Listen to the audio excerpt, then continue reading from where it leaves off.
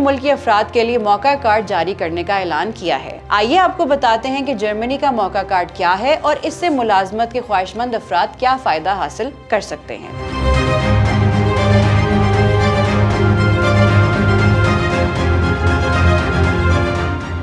جرمنی حکومت نے ملک کو درپیش ملازمین اور ہنرمند کاریگروں کے کمی پوری کرنے کے لیے 1 جون سے اپرچونٹی کارڈ یعنی موقع کارڈ کا اجرا شروع کر دیا ہے، جس کے بعد اب غیر یورپی افراد کے لیے جرمنی میں قانونی طور پر کام کرنا قدرے آسان ہو سکتا ہے۔ اس نئی اسکیم کے تحت اہل افراد 1 سال کی مدت کے لیے جرمنی میں رہتے ہوئے ملازمت تلاش کر سکیں گے۔ ملازمت کی تلاش کے مقصد سے اپنے قیام کے دوران موقع کارڈ کے حامل افراد پارٹ ٹائم ملازمت کرنے کے اہل ہوں گے اور ہفتے میں 20 گھنٹے تک کام کر سکیں گے۔ اس کے علاوہ کسی نئی ملازمت کے حصول کے لیے وہ آزمائشی طور پر وہاں 2 ہفتوں تک کام بھی کر سکیں گے۔ موقع کارڈ کی ویب سائٹ پر موجود معلومات کے مطابق یہ ایک رہائشی اجازت نامہ ہے جس کے تحت غیر یورپی مزدوروں کو ملازمت کی تلاش کے لیے جرمنی آنے کی اجازت ہوگی۔ موقع کارڈ پوائنٹس پر مبنی ایک سسٹم ہے جو امریکہ میں رائج گرین کارڈ کی طرح ہے، جس کی مدد سے خصوصی ماہرین رکھنے والے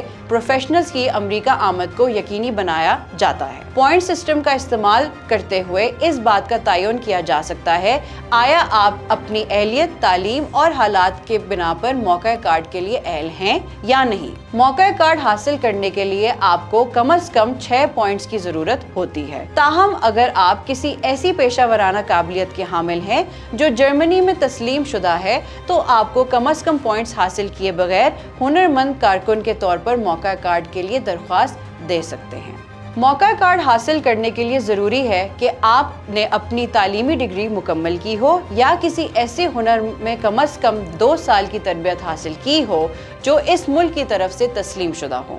آپ کو جرمن زبان پر عبور ہونا چاہیے یا پھر انگریزی زبان پر کامن یورپی frame work of reference for languages CEFR کے تحت ہی B2 لیول کا عبور حاصل ہو۔ اس کے علاوہ درخواست گزار کو یہ بھی ثابت کرنا ہوگا کہ ان کے پاس اتنی مالی وسائل ہیں کہ جب تک انہیں جرمنی میں ملازمت نہیں ملے گی تب تک وہ اپنا خرچ اٹھا سکتے ہیں۔ اگر کوئی بھی شخص بنیادی شرائط پر پورا اترتا ہے تو موقع کارڈ حاصل کرنے کے لیے انہیں کم از کم 6 پوائنٹس حاصل کرنے ہوں گے، جن میں تعلیمی قابلیت، پیشہ ورانہ اہلیت، پیشہ ورانہ تجربہ، زبان میں مہارت، عمر، جرمنی سے آپ کا رشتہ، مشترکہ درخواست شامل ہیں۔ واضح رہے کہ یہ کارڈ ان نوجوانوں کے لیے خاص طور پر ایک اچھا موقع ہے جو اس سے پہلے کسی نوکری کے لیے اسپانسرشپ حاصل کرنے کا انتظار کرتے تھے یا وزٹ ویزا پر جا کر وہاں نوکری تلاش کرنے کی کوشش کرتے تھے۔